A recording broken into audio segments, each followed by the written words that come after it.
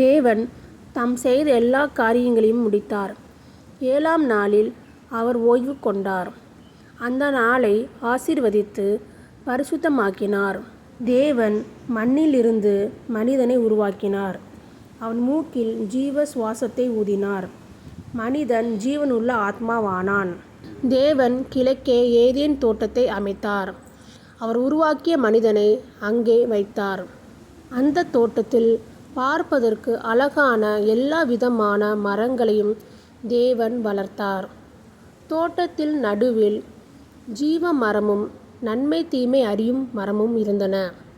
தேவன் மனிதனிடம் சொன்னார், நீ தோட்டத்தில் உள்ள அனைத்து மரங்களின் கனிகளையும் சாப்பிடலாம். ஆனால் நன்மை தீமை அறியும் மரத்தின் கனியை சாப்பிடக்கூடாது.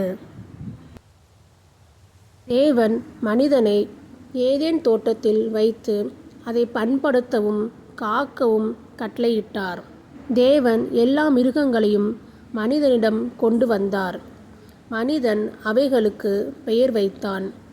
ஆனால் அவனுக்கேற்ற துணை காணப்படவில்லை. தேவன் மனிதனுக்கு ஆழ்ந்த நித்திரையை வரவழைத்தார். அவன் விலாவிலிருந்து பெண்ணை உருவாக்கினார். மனிதன் மகிழ்ச்சியுடன் அவளை ஏற்றுக்கொண்டான். இதனால் மனிதன் தன் தந்தையையும் தாயையும் விட்டு தன் மனைவியோடு இணைந்து இருவரும் ஒரே மாம்சமாவார்கள். அவர்கள் இருவரும் நிர்வாணமாக இருந்தாலும் வெட்கப்படவில்லை.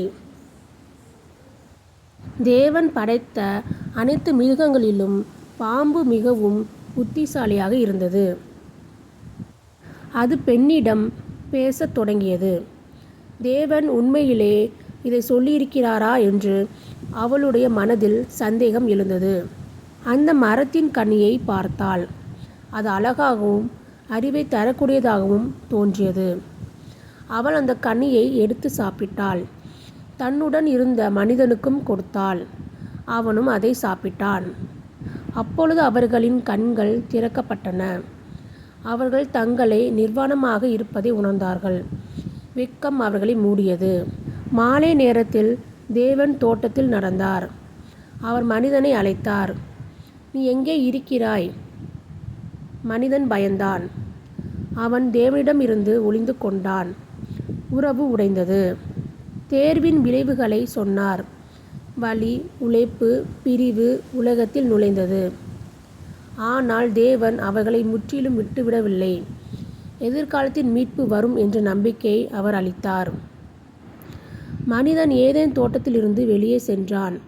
ஒரு புதிய பயணம் அங்கே தொடங்கியது.